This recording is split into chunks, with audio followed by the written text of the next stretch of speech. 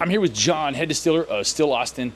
We are working on an astonishing thing for me and something that really gives me an appreciation for what you do in trying to blend 10 different barrels into a single cohesive, fantastic bottle of whiskey. So I don't know how you do this. I really don't, man. And the whole idea of the pyramid of the low, middle, and high.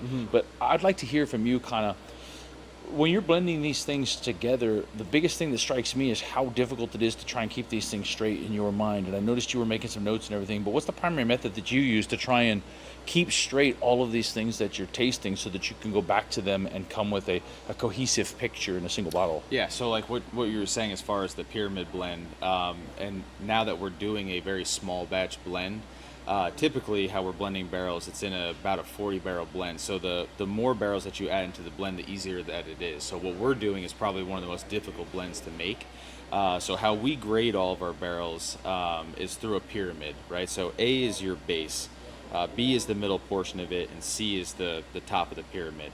A is going to be like the backbone of the product, is what you're looking for in, say, what we're doing, like a rye whiskey. So for us, with our ryes, they are very fruit forward, they're sweet, they're floral, but you're obviously going to get that rye spice to it. So you're looking for that on the nose and the palate. And then B being, let's say we're trying something like that heavy caramel that we had in one of those. Right. That was way different. That was kind of an outlier. But then the palate kind of tasted like an A.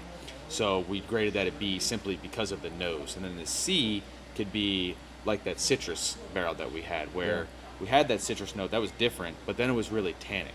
And we literally just tried it in the blend, and we picked that out in that 5 barrel blend. And that's how you kind of can tell how sensitive that is. Right. So in tasting the notes, we're tasting the barrels and writing down the notes. You're trying to figure out how can each one of these components pair really well with this blend. And like I said, with the 5 barrel blend, it's very difficult to do.